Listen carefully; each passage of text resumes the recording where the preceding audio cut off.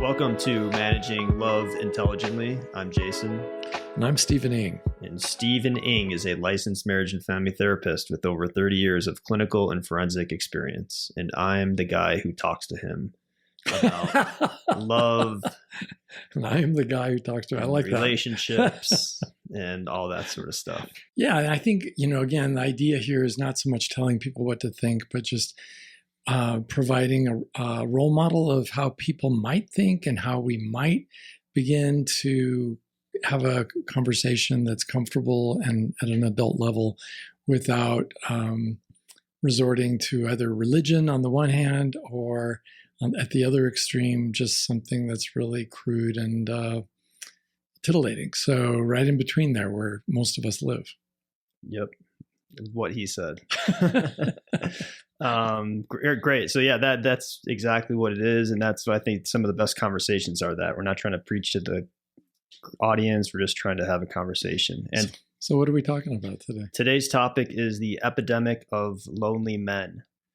So trying to get into the problem that is going on in society with men being lonely and what are some of the solutions, talk about incels, post-Me Too, timidness, pressures of social media, shyness, insecurity, just kind of all that sort of stuff. And especially from a person who's done a lot of work with men, I figured you'd have a lot to offer. Well, yeah, actually, every time you bring up one of these topics, I go utterly blank and how are we going to talk for like an hour for that? But then you just now filled it in. Okay, there's a lot of sexually relevant adjacent topics that do contribute to that loneliness. And by the way, I do agree with our current Surgeon General who says that America is suffering from an epidemic of loneliness and that men are the number one demographic most affected by that loneliness. That's what the Surgeon General said? Yeah. It was a big deal when he came out because he said that he thought that was the number one mental health problem in America. Mm. Yeah, I didn't know anyone was even speaking at that level.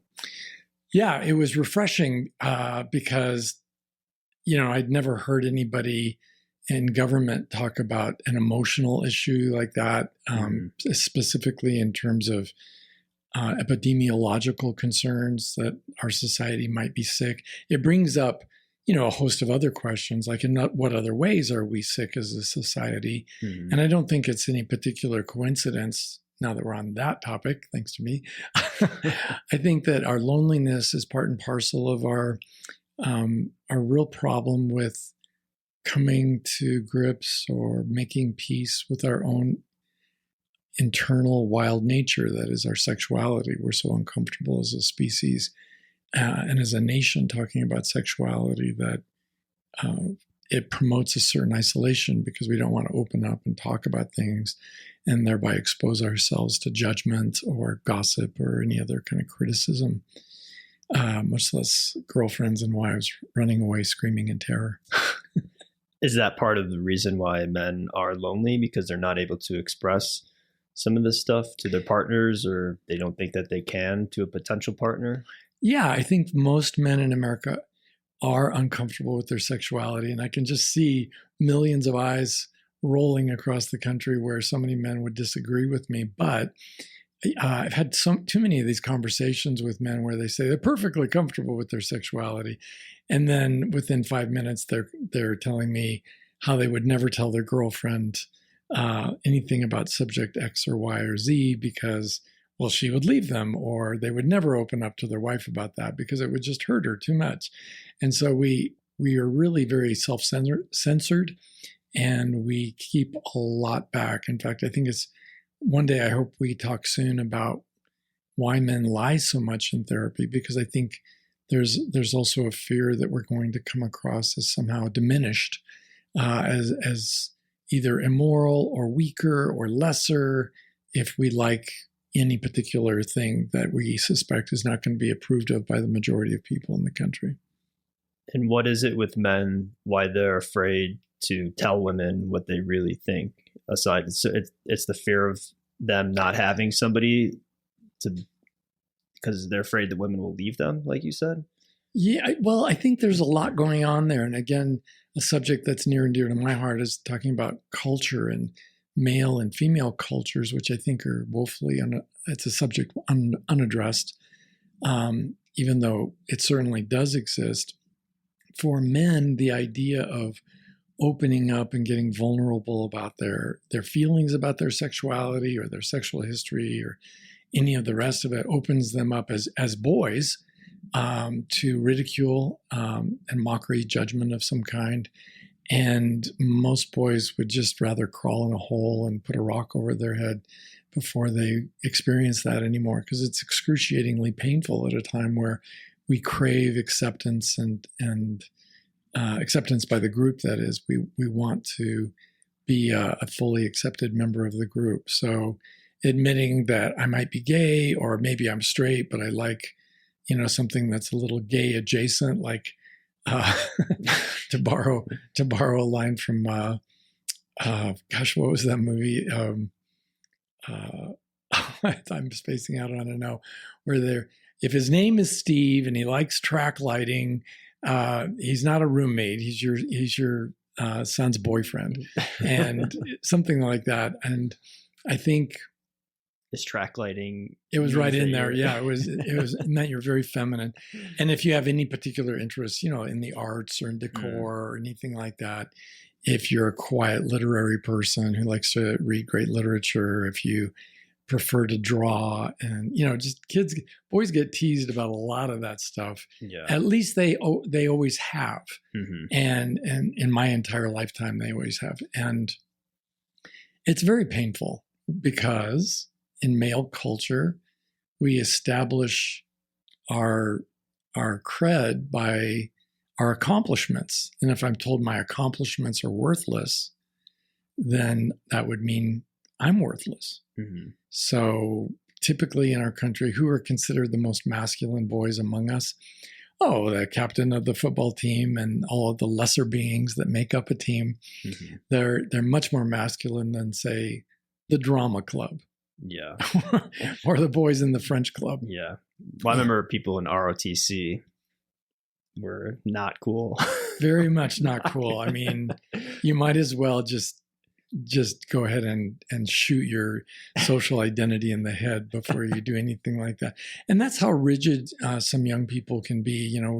We like to think young people are more flexible and adaptive, but I think the flexibility and adaptation become a more wonderful part of life as we get older, at least in my experience, where you decide it's really okay to let a whole high school full of people not like you. Yeah. I felt like I was kind of like that in a way. I mean, I had a core group of friends, thankfully, but I feel like I built my street cred by just being pretty decent at sports and just playing in the neighborhood, like playing with kids like that, and just riding bikes and skateboarding and jumping ramps, and like kind of having, like, not being a crybaby or right. Well, that's another thing, like is the not being a crybaby. God forbid you'd have any weakness. And I've had couples in my office where the conversation between them before they came to my office was something like, he opened up about not liking something, and she said, well, that's your problem. And then he feels shut down because it's very clear she doesn't care, and they're not going to solve this as a team. He has to solve it on his own. And for most guys, that means just shut up and don't talk about it anymore. Instead, just behave badly and rudely, and from then on. Yeah. So you think it's a lot about just men, the way that they treat? I mean, we're doing it to ourselves. Yeah, this is so much. And women do the same thing. It's a monster of our own creation. And the women around us typically don't understand. I think a lot of women do, but for those who don't, you can't really even hardly blame them, because we men as a group are so closed-mouthed about the whole thing. We don't really open up, and we don't open up again because we haven't found a safe place to open up. So ideally, we would be raised by fathers and mothers who are very comfortable with men talking about their feelings. They're modeling that behavior. They're talking about, what happened in a certain movie. Oh, I really like the part where he finally told his girlfriend that he wasn't happy and that kind of thing. And and for a kid to hear that and to be thinking about that can be very empowering. But most all of us don't get that. Yeah. Yeah, I didn't have it really. I mean, I grew up, my parents were great, but my dad, he worked and came home and drank a couple beers and went to bed and he didn't really watch TV. He was into like some shows, but there wasn't really any feelings being discussed or anything like that. Yeah. And I feel for your dad because, he's raised in a milieu and a time in American history where that was all that was asked of him. And that was certainly a big step forward over, say, my father, who was a career criminal and never contributed a dime to the rearing of his children. So I kind of envy you that normalcy that you experienced, even if he was absent without leave emotionally. He was at least providing you an economic cocoon or embryo, a womb for you to feel safe in, and for you to explore your own athleticism and your own intellect. I think that's pretty cool, as opposed to, the real hardscrabble life a lot of us go through in comparison. Yeah, I definitely see that now, like being older and seeing all the stuff, how he grew up and his role that he was in as a father and a provider and all that sort of stuff. But it didn't set me up for great. It didn't set me up for great success. And I'm not blaming my parents, but it's like I knew nothing about relationships. I knew, especially like that. I didn't really know how to. I was just blank on it all. Yeah, none of this is about blaming. When we have these conversations, I know Freudians from way back had a reputation for always blaming mother. But talking about how something came to be is different from blaming people. In fact, I think the whole idea of finding out who's to blame, whose fault is it anyway? I think it's such a boring and unhelpful dead end intellectually and emotionally and in terms of spiritual growth. So, but as I often remind people, especially in court, Your Honor, an explanation is not an excuse. So we're explaining how this individual came to be, like yourself with your dad and your mom as they work. It helps us to understand how you came to be where you are, but it also helps illuminate what we might need to do in order to, continue growing and grow to that next level of consciousness where we're okay with ourselves and our sexuality. We're comfortable with our feelings, with talking about our sexual truths with the right people, at least, and really empowering us to have the skills that would allow us not only to know others, to really know them, but to be known by others. And that's what we all mean by intimacy and love. So if we can't do that to that degree, I think we're really grossly impaired in our ability to participate in intimate relationships. And that's the story of millions of American men. Yeah. I was going to ask, this is the episode that I bashed my parents. No, but one time I do remember, it just like popped in my head. I was dating a girlfriend in high school, and I think we were 17 at the time, and she bought me some Valentine's Day presents. Aww. And one of them was like a pair of silk boxers. Ooh. With like hearts on them. And I remember showing my parents, because I was like, oh yeah, she got me this, and this. And I didn't think anything of it, because it's not like it was like a thong or something like that. And then after like the next day, my mom's like, that wasn't appropriate that she got you that. And then I remember it just like struck me, and I remember being like, what? Why? I'm like, what do you like? I don't know. Yeah, that's a really ticklish thing to get into as a young person. And here's why. And I'd like to hope everybody listening to this, if they only remember one thing from this whole hour of conversation, it's that the use of the word inappropriate is generally inappropriate. Psychologists, therapists of all kinds, we use that word generally as a catch-all phrase to kind of express disapproval for something we don't know how to describe or explain for its wrongness. And so we'll say, well, John, that was just inappropriate, or Susan, that was inappropriate. And we convey the disapproval and that you shouldn't be doing that now. But that's couching therapy in moralistic terms instead of explaining. If there was something wrong about it, it would be easily explainable in terms of how that's going to create problems for you. And that's another rule in therapy that we should all hold in mind, is it isn't a problem unless it causes problems. So if my girlfriend gives me anything, even in some cultures around the world, giving you even a Valentine's Day card would be considered grossly inappropriate. So where would you draw the line? Well, you would draw the line with whatever works for you. And as long as you're feeling comfortable and she was feeling comfortable, and the gift giving brought you together and you had some laughs and you were able to talk about things, I think it was all to the good. I think your mother got uncomfortable because, her little boy is showing signs of being a sexual being, and that's not good, especially if your girlfriend thinks you're a sexual being. Yeah. And she's even thinking about the equator of your body. That's just dirty. But what would you say to parents if that situation came up? Like, I think a lot of this epidemic has to do with how children are raised and they are comfortable to even say these things or to have these sort of conversations. Like, how do you navigate that? Like, how can parents help navigate men out of this sort of... Oh, God.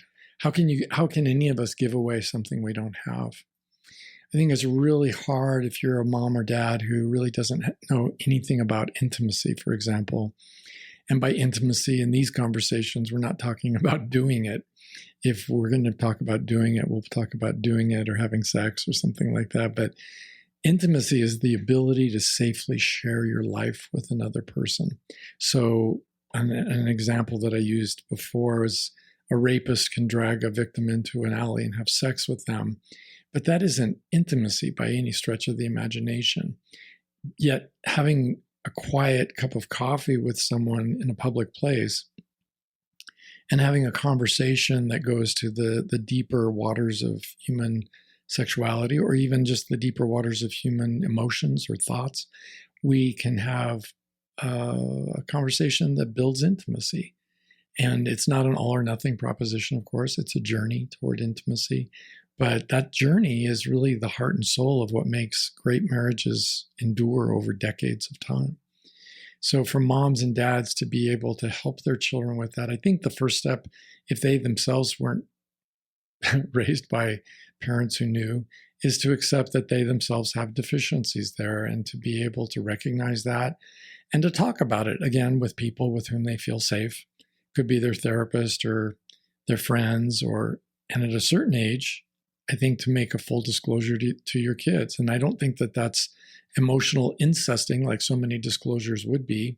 I think it's appropriate to say, I sometimes am critical of myself as a parent because I know having intimacy skills is really important, and I feel grossly underprepared for that. And I'm afraid it's affecting you negatively. And most kids are going to rush to reassure the parent and say, no, you're great, even though we don't even know what intimacy is. And but for a parent to be able to break it down. And I remember one client, he was just brilliant. He looked at me with this very honest but quizzed looking expression. And he said, you keep talking, he had a very strong Mexican accent. He said, you keep talking about these intimacy skills. What exactly are intimacy skills?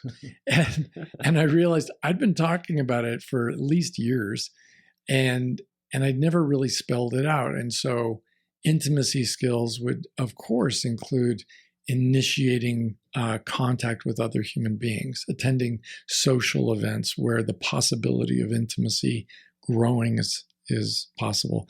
And that would start with a very banal but informative sort of small talk conversation. This kind of small talk most teenagers sort of despise, look down on, but it's the basis for future disclosures. It's where we as humans start sniffing each other's feathers and seeing if, is this safe to talk to this person? And this is one reason I'm so vehemently I'm nearly rabid in my hatred of social dating apps because they're so inefficient and they're so misleading. It would be far better to teach our children to develop a life worth living as a precursor to having a life worth sharing. But developing a life worth living includes developing friendships, developing your mind, developing your career, and socializing in terms of going to events, participating in conversation, observing what it is you're learning about the other person. Are they friendly or not friendly? Do they have a sense of humor or not? Do they enjoy me, or are they uncomfortable because I'm standing here talking to them at this cocktail party? And so many of us are not taught the basics of small talk. And we kind of look down our nose. We want to get right to it because I want to know if she's going to reject me right now, yes or no. Mm-hmm. And that's not how normal people get to know each other. It's little by little. It's not meant to be like a Catholic confessional where you start off the relationship with confessing the worst possible things you can think of about yourself. So when I think of intimacy, it's a journey, and it's skill-based, and thankfully, all the skills are teachable and they are learnable. So that those skills go on to develop friendships. And there are lots of men and women, millions of them, who have zero friends. And of course, I don't mean casual acquaintances or even work buddies with whom you might have the occasional drink after work, but, to have real friends.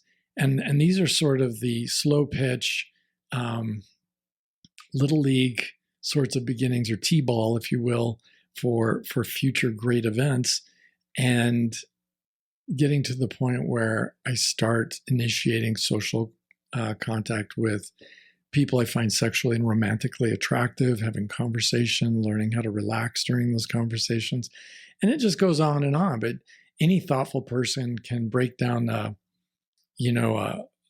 list of skills it takes to get from where we begin to where we would like to end. And generally, I remember one sociologist, he was looking at the events that needed to be initiated in any eventually intimate relationship. And there were 300 such events.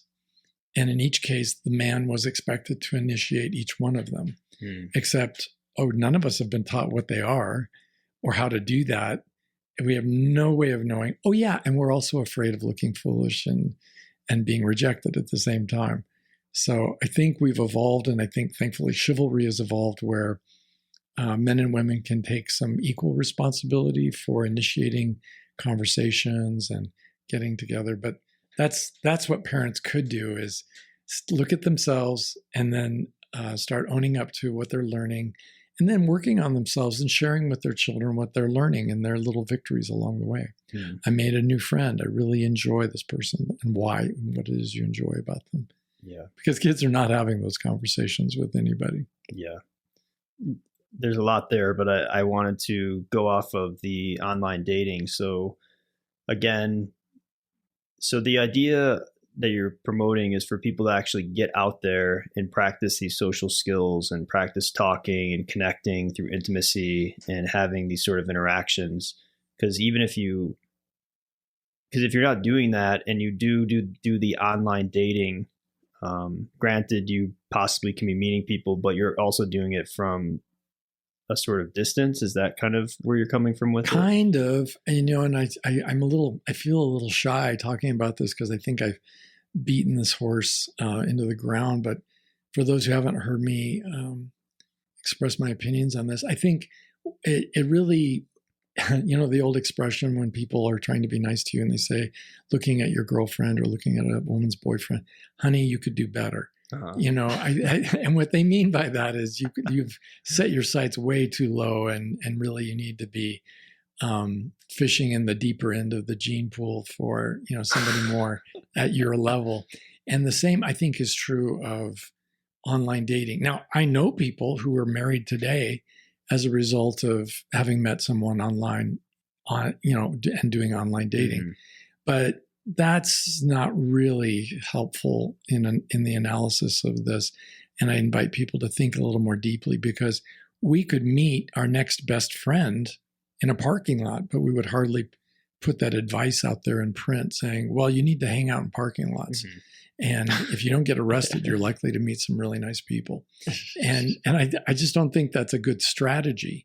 And instead, going to what Air Force fighter pilots call a target-rich environment, where the kind of people you'd like to associate with, that you fantasize about associating with, would be congregating. And for me, I like nature and I enjoy thoughtful people. So joining a Sierra Club outing, going to an Audubon Society birdwatching outing of some kind, being involved with some of the other nature groups really would work for me, because at the very least, we're going to have that third thing in common. Mm-hmm. That third thing being her, me, and the third thing is the subject we have in common. Whereas, 50 years ago, everybody was saying, well, go to a bar, or go to church, or go to a laundromat. And again, I know people who met their future spouse in those different situations, but saying that what we have in common is laundry, mm-hmm. it's really a pretty thin thread of connection there. And the same with the fact that we both like to eat, so we buy food. And then my friends who say bars and nightclubs, and I say, yeah, what kind of, do you think there's a high probability of success? And they look at me and just start shaking their head and laughing, because you could meet the next Mrs. Right, but you're mostly going to be meeting people who are intoxicated, who are out mostly to have a good time, not to thoughtfully consider a potential mate. Mm-hmm. So I like the idea of it's a win-win, because if I go to, say, an Audubon Society birdwatching afternoon at the park, and because I like birdwatching, I'm going to have a good time for that. But I'm invariably going to have a double win, because I'm going to meet people I enjoy. And there might be a win-win-win set up when we all become friends, or at least some of us become friends. So I think that's the strategy that makes far more sense, although you won't see it advertised, because there's really nobody making any money off of that approach to life. Well, from the psychology or coming from a previous user of dating apps. So it's like some of I haven't been on them for a while. So a lot of, because I'm doing this work with you and you're making me not. I'm shaming you. You're shaming me.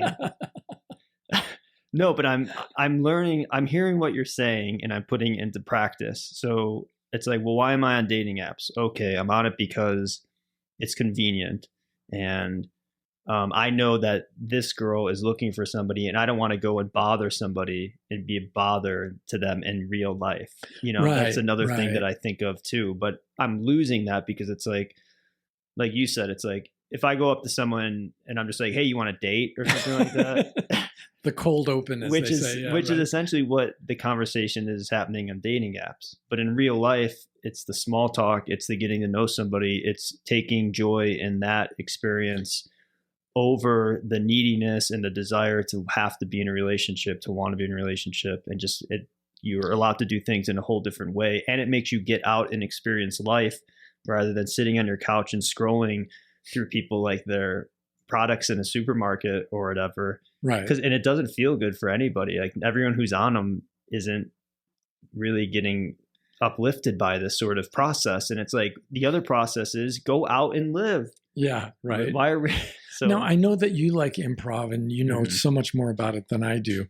I've done a few improv classes and I had a great time, but I remember meeting the people and there wasn't a single person I met who wasn't intriguing and interesting at a certain level. Yeah. And whether they were male or female. And for me, as a heteronormative, the guys could have been really intriguing friends.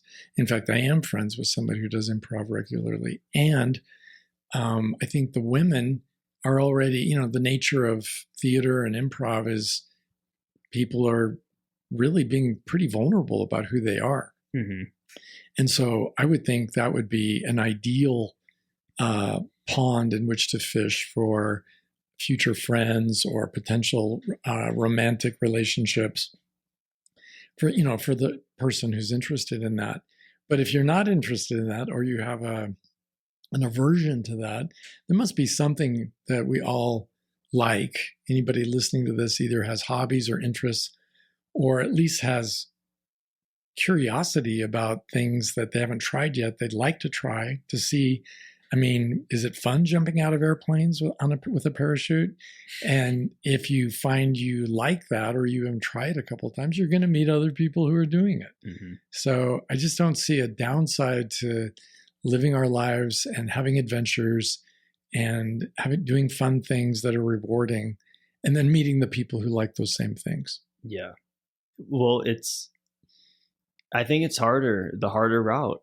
I mean, especially, and then weaving for men, like, so say incels, it's like men who they play video games all day, or they don't leave the house, or they don't have friends, or they don't have anything. It's like, they're more so going to just go online than go out and do any of that stuff. And it's like, and I don't even know what that is exactly. I don't know that much about that community, but it seems like they're just afraid to go out and afraid to talk to people, or they've been rejected, or they have something.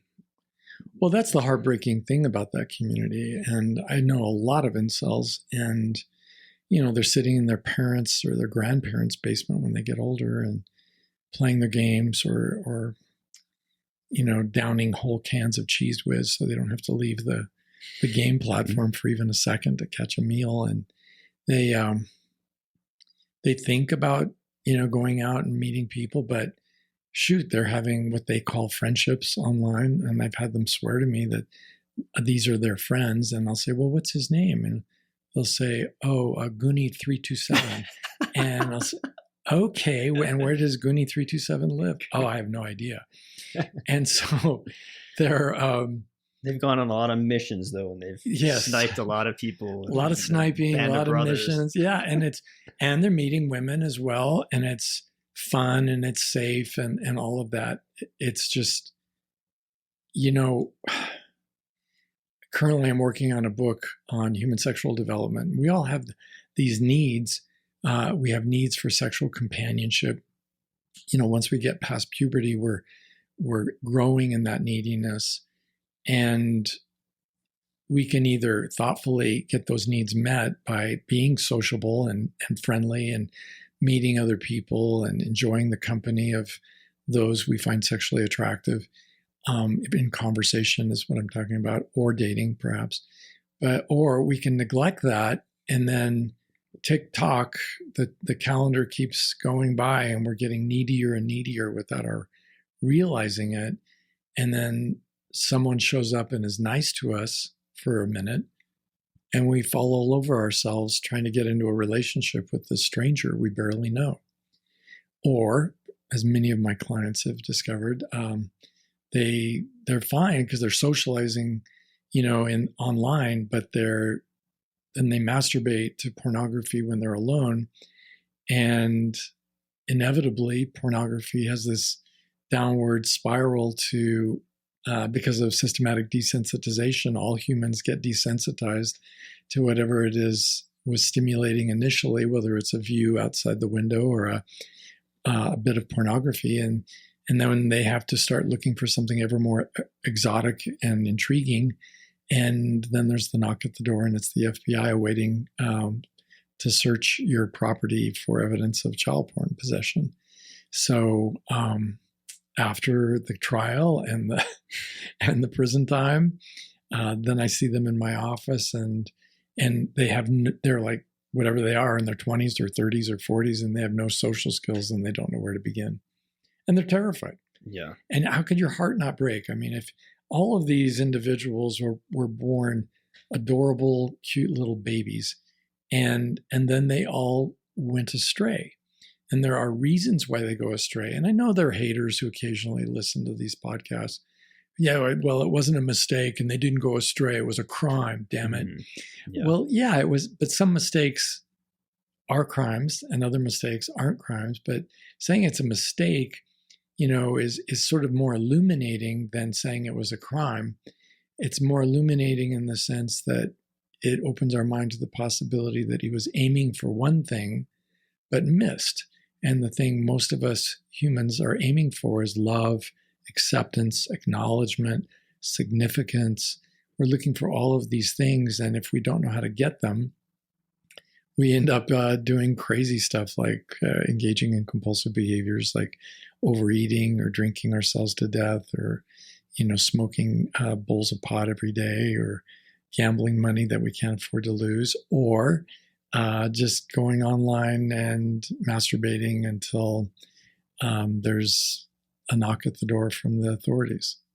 And what is the reason why some of these incels men, I guess, are living this way? Is it just, they never got those skills that we're talking about? They just don't have the skills. Yeah, and there is another subgroup in there, a huge subgroup, as a matter of fact, of men who have avoidant personality disorder. And they're so, I can be shy. I think you can be shy under certain circumstances. Most every listener here can imagine a circumstance here and there in their lives where they might find themselves shy, even if they're very friendly and outgoing. Mm-hmm. But for somebody with avoidant personality disorder, they're really between a rock and a hard place because, or I would say between a fixed object and an immovable object and an irresistible force. And the immovable object is their shyness, but the irresistible force is the pressure of human sexuality in our lives. It's one of the most powerful natural forces on earth.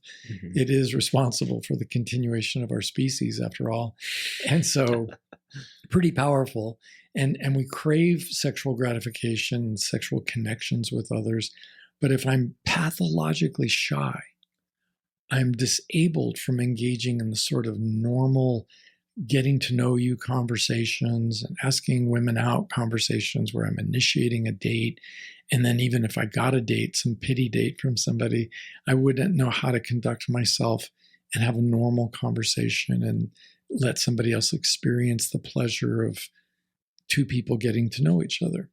So for the incel who's got avoidant personality disorder, they don't need a scolding. They certainly don't need haters shaking their finger at them and saying, well, you got to get your shit together.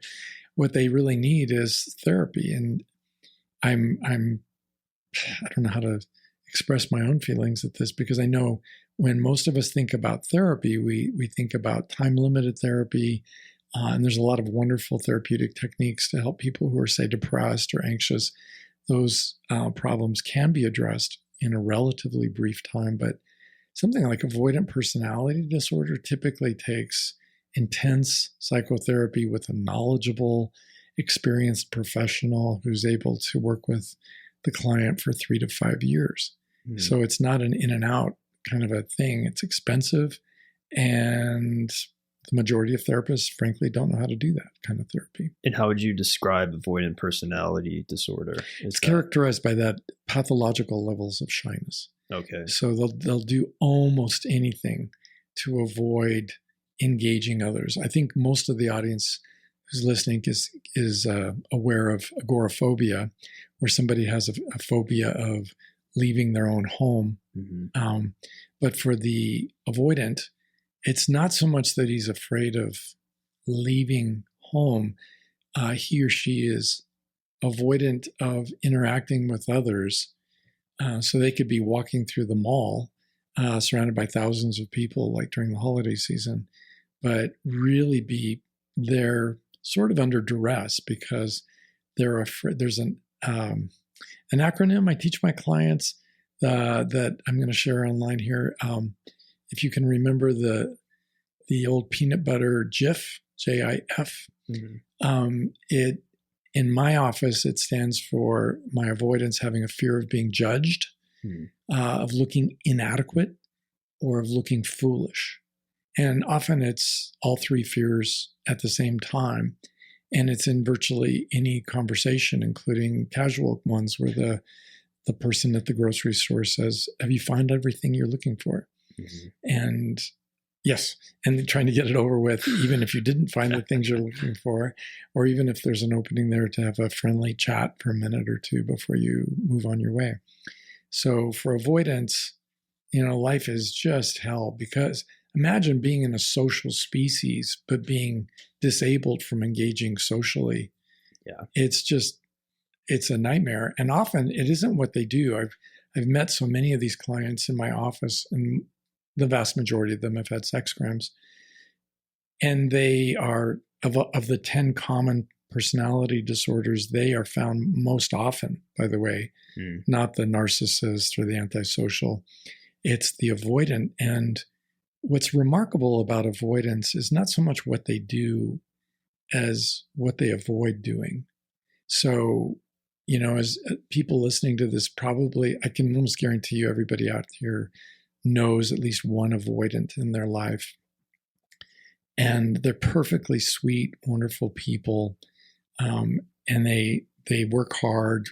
They typically have jobs, but they will do anything to avoid situations where they don't know for sure that the other person likes them. Yeah. Like, say, their mother. They'll hang out with their mother or the family, but they're not going to go on a blind date. I'll tell you that. Yeah. Yeah. I feel like, cause I've had some, like, sometimes doing these things, it's like, man, I have some problems. It's like I relate to some of that stuff. I mean, it's mostly, I think, shyness, but sometimes like big groups, or I remember my last girlfriend would get upset because, just like family dynamics was difficult for me sometimes, because I feel like I can't, that sort of judged sort of thing, or feeling inferior, or what was it? Judged, inadequate, and then foolish. Yeah. If you can remember the peanut butter, you got it. Yeah. So I felt those things before, just as like growing up, and I feel, and I was judged though, and we all get judged, and I was made to feel those ways, and then I had to then get out of that and really kind of take a stand with some things and kind of stick up for myself, because if you don't do that, you could fall further into this sort of mindset. Well, you're quite right. And that's what most of us do.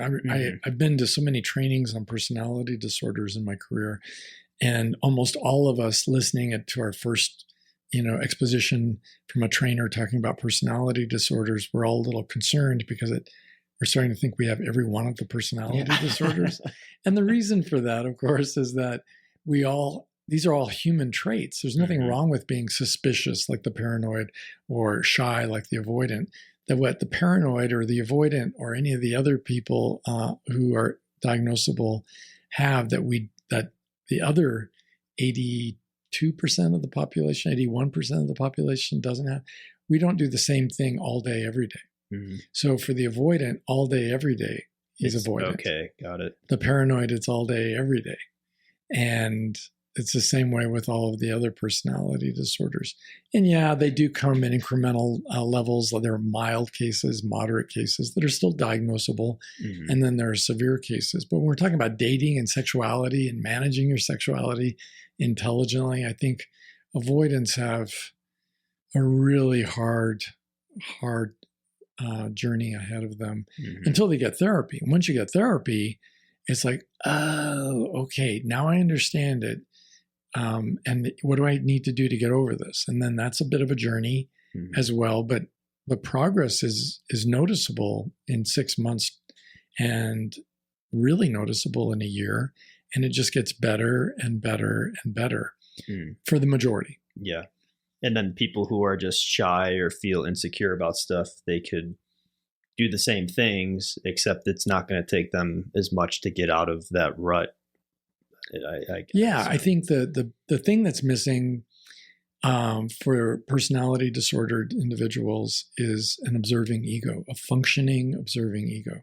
So have you ever been in a relationship with a woman where you noticed an argument that you were having, and you told yourself, or maybe you even said it out loud, Jason, maybe you said, God, if we've had this argument once, we've had it 100 times. I think she said that to me most times. Again, we're having this argument. So I've thought that, and I've thought that again, and that's an observing ego where I'm basically taking a step outside of my own experience and looking at my life, looking at what I'm doing. And again, I'm doing this. Again, I'm yelling at my kids unnecessarily. Again, I'm engaged in this abusive behavior, or again, I'm taking abusive behavior and not sticking up for myself. And you start, most of us, thank goodness, have a functioning, observing ego. And that's what most of us need to do, is just to, it takes some humility to admit that I've got a problem. I'm not perfect. And then it takes persistence and consistency to work on it. But that's basically what happens, I think, for most people who go to Al-Anon, who go to Adult Children of Alcoholics meetings, even Codependent Anonymous meetings. They are aware, they're made aware, they see it now, they can't unsee it. And week by week, working with, their support team or their group or their program, they get better and better and better. That's not a personality disorder. Mm-hmm. Personality disordered individuals might benefit somewhat from those experiences, but mostly they need one-on-one therapy. Also, there are some wonderful groups out there, perhaps in the local communities, where people could go at a much cheaper level, go to, say, a dialectical materialism group, where they're able to take a look at their thinking in a supportive environment, and they have therapists who are working with them. But generally, most of us need one-on-one therapy for these personality disorders. And for the sake of those who are right now married to someone with a personality disorder, please know it just doesn't get better until they do go to therapy. Mm-hmm. So you can stick around for the rest of your life hoping that things get better, but it won't. Or you could, stomp your foot and say, hey, you need to go get some therapy. I'll go with you the first time or two, but we need to work on this, or I need to get a lawyer and move on with my life. Yeah. So a lot of this stuff, as far as maybe working towards a solution to get these men out of this epidemic of loneliness, and I'm sure there's some of this with women too, but it's education, it's getting therapy, it's teaching people the correct skills in order to start getting out there and experiencing life and dating and learning how to interact with other people. I mean, in this case, women. Yeah, I'm silently nodding my head to everything you're saying. And I agree with you. I think, though, that honest, look in the mirror and asking yourself, do I really have friends? It's surprising how many people get into a jam and then they realize there's nobody really that they can call. I got one thing for you really quick. What about the guys who are like, I don't need friends. I'm perfectly content without them. And this is just the way that I live my life. Yeah, I hear that a lot. And, I hear it after they've gone to prison and gotten out. And so how's that working for you? And they'll still say after prison, they'll say, yeah, that's working great. But that's just self-deception. And it's the same with men and women who say, well, I have friends, but all my friends are men. Or he who says all my friends are women. I think getting into friendships where sexuality is really off the table. And for my gay clients, it's, finding relationships where there's a real, a dearth of sexual energy, where it's just a truly platonic attraction between the two. Mm-hmm. And I think it's more challenging for gay individuals, but I think any human being can build a viable social support network. And particularly if you have zero friends, that is, I would say starting with just one is so much better than zero. And at a minimum, I think on average, most of us should have at least 3 friends. And if you have 20 friends, then you're kidding yourself. And again, you've gone off the deep end on the other direction because you can't maintain 20 close, intimate friendships. So, but you need more than one, because friends die, unfortunately, and friends move out of the area. And because we don't know everything about everybody's life, sometimes friends ghost us and just move on without us. And I've talked to so many people, men and women, who've gone through that it's actually rather shocking. Yeah. Yeah, that you can be friends 10, 20 years, 30 years, and then this person just drops out of your life and doesn't respond to your phone calls and won't have anything to do with you. It's like, what? Yeah, I had that with my last friend with, like I said, I've known for 20 years after my breakup when him and his girlfriend chose my ex to be friends with over me. But the thing about that is, and I have tons of friendships that are really deep like that. Not tons, but enough to where I'm like at the max. Yeah. But with that one friend, I've always known in the back of my mind, like after I've been doing my debriefing on it and examining the friendship and the relationship, I just always knew it, that it was going to end some weird way, or there was something about it. That's and I continued. So I think when you do get ghosted like that, I've never had it the opposite way though. The opposite way, I would be even more shocked. Like I was shocked even that I knew, but if I didn't have any suspicion, it's almost like, Well, it's happened to me one time and I had zero suspicion or expectation that would ever happen. I thought we'd be friends for life. There were no signs. None that I could see. And I would love to know the rest of the story, but I don't. And I never will. But it's a phenomenon that occurs. And for people to not take it personally because you have no control over that, people just, whatever they say, whatever they do is ultimately about them and not about us. And so just accepting that that's how life is sometimes. I think one of the things I neglected to say a few minutes ago when we were talking about parents, though, I think it would really help the kids in any family, is for parents, how teachers often give a citizenship grade or they'll make little comments in the comments section. Yeah, the report card. Yeah, the report card. And they'll say, well, he seems, he plays alone, or he doesn't have any friends, or on the other extreme, he's really popular in school. To be able to notice, does your child have friends? Now, you may be one of those lone wolves who does no use for friends, and maybe you've made your peace with that. But just know, a parent, that is not normal. And it is far more normal for children to want friends, to crave friends, and to benefit from friendship, because friends give us the benefit of an additional perspective on life. So if your child doesn't have friends at 3, 4, 5, 6, and I mean friends that are age appropriate, you're not going to have deep friendships at 3 years of age. But as time goes by, they're not just playmates, they become real friends or people we care about.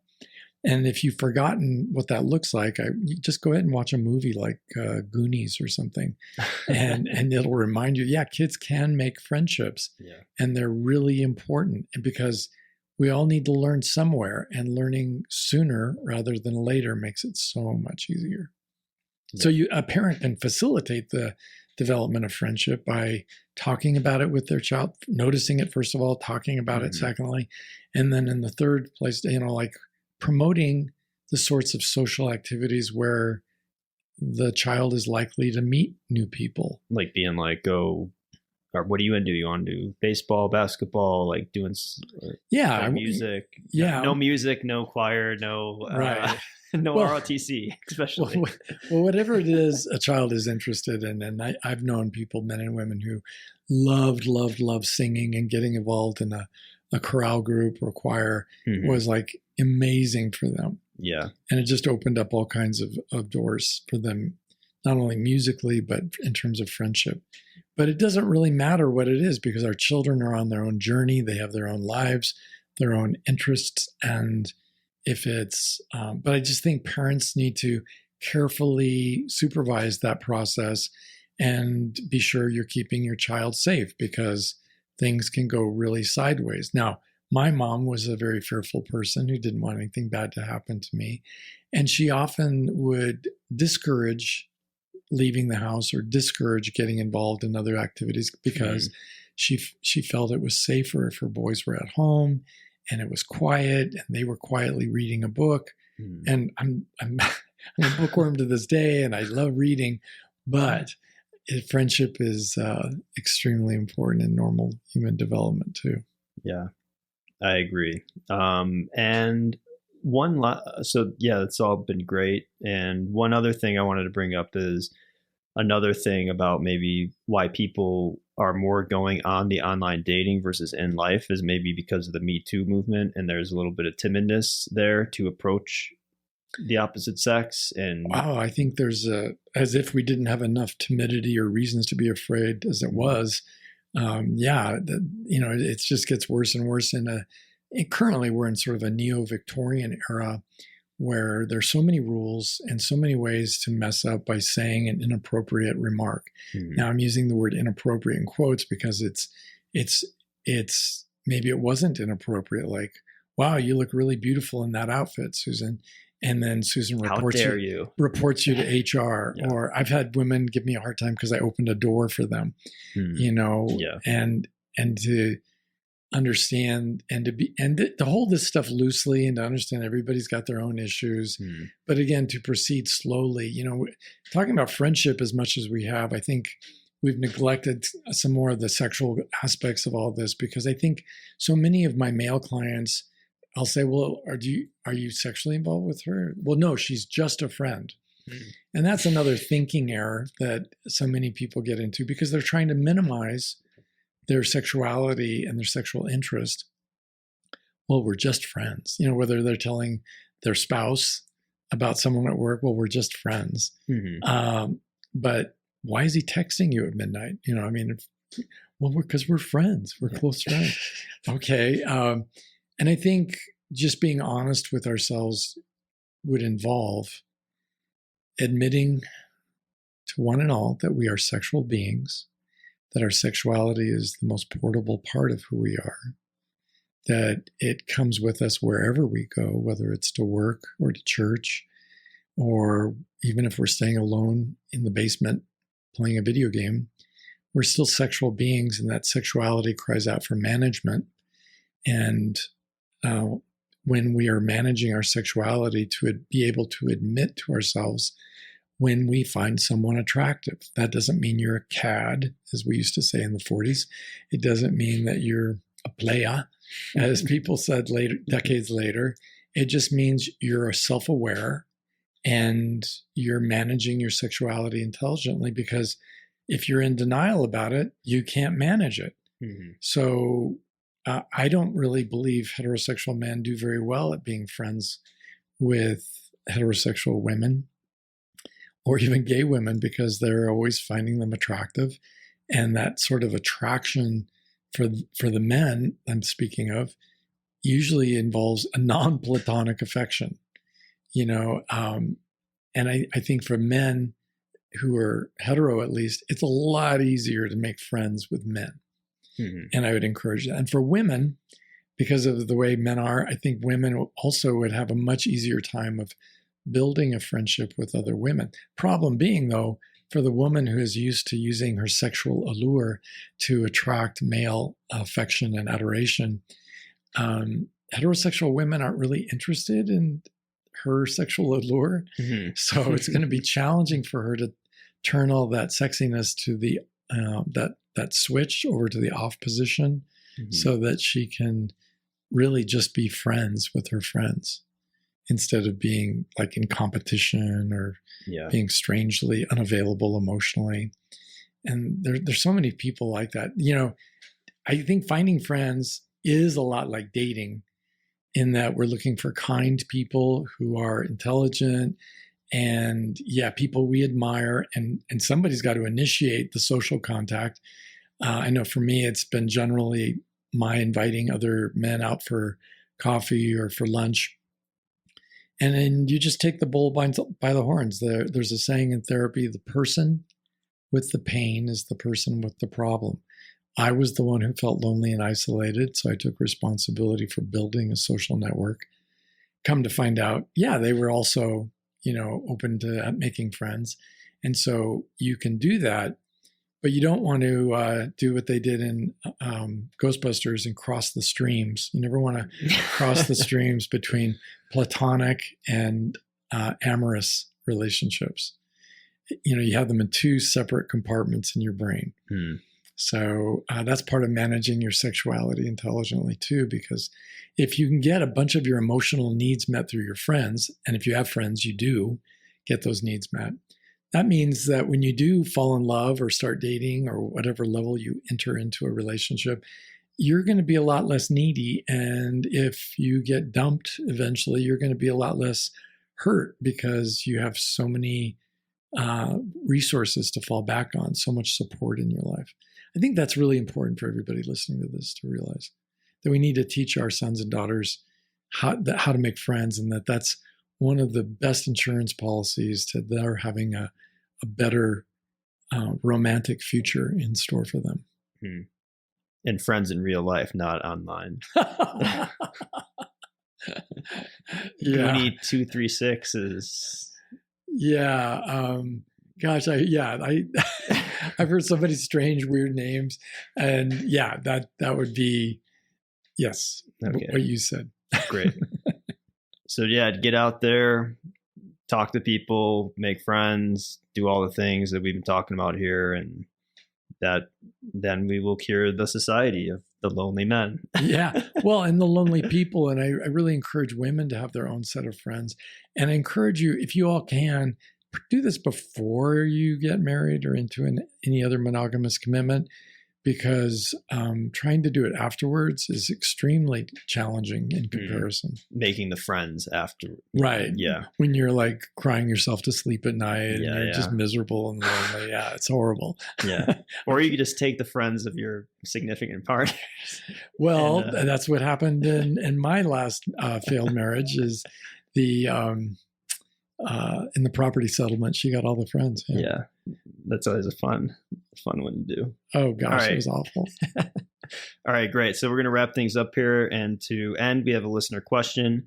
And if you have a question for Steve, you could visit stevening.com and fill out the contact form. So this week's question is as follows. After 25 years of marriage, I learned that my husband has an underage 16-year-old girlfriend when he was, let me repeat that. After 25 years of marriage, I learned that my husband had an underage 16-year-old girlfriend when he was 21. It makes me sick to my stomach, and I'm livid that he broke the law in our state. Am I overreacting because he, in quotes, was young and dumb, as he puts it? Okay, the short answer is yes. She's overreacting? Yes, she's overreacting. And this is one of the I think for people who've just listened to the last conversation, this is one of the reasons why men aren't more open about their sexual histories, because of this kind of painful judgment process. So I live in a state where 16-year-olds are free to have sex with adults. That's their choice. There is no crime involved. It's not even a misdemeanor. And 16-year-olds do have sex with 18, 19, 20-year-olds. And so do the 17-year-olds and so on. But that's not really the issue, is it? I mean, this is a relationship where he is sharing, perhaps even in the spirit of one of his failings from the past, or a painful personal failure that he looks back on with some degree of chagrin. And she's judging him mercilessly. I mean, what sense does that possibly make? You know, that saying from the New Testament where Christ says, "Let he who is without sin cast the first stone." It's so weird to me how the needle keeps shifting depending on what era we're in, because in the 40s, it would have been, oh, she's lost her virginity, she's damaged goods. Mm-hmm. And what a slut. And even if she was raped or she had sex with one person who she was engaged to and then he died in the war, it doesn't matter. She's damaged goods. And it's the same way with so many other activities, right? And I think the idea that somehow somebody, before they ever knew you, should have been walking a straight line, they should have had straight edge tattooed on their fists or something, and not done anything sexually wrong, it just beggars the imagination. And I would love to question this woman, not out of anything other than a pure sense of mischief and meanness, but to ask her, and so you've never made any kind of sexual mistake in your life? And just kind of watch what she does with that. Because How many people has she slept with without benefit of due process? And were any of them involved with other people? And, was there any other trespass or sin or something that was wrong? And how many times has she fallen in love with different men? And you start, the beauty of group therapy for me as a man is we are all so ignorant normally of not that that's normal. It's typical that we're ignorant of the range of human behaviors that is quite normal. So the idea that some people lose their virginity as a teenager, a younger teenager or an older teenager, some people don't have sex until they're in their 20s. Those are all normal things. The fact that some people like sex once a week or once a month, and other people like sex every day. That's a normal range. Humans are just very diverse sexually, and making it safe for this woman's husband to open up, to me, would mean like letting go of the judgment. And the response when he makes a disclosure would be, well, how interesting. Tell me, how did that relationship begin? Or tell me more. I want to know, how long did it last? Yeah. What was it like? Why did you finally break up? I would want to know all of those, the answers to all of those questions of him or her, whoever, the person's involved with. And I think it would be very illuminating. If you say you love that person, this is part of loving them, is understanding they have a past. Mm-hmm. And if you are incapable, I forget what the word she was, disgusted.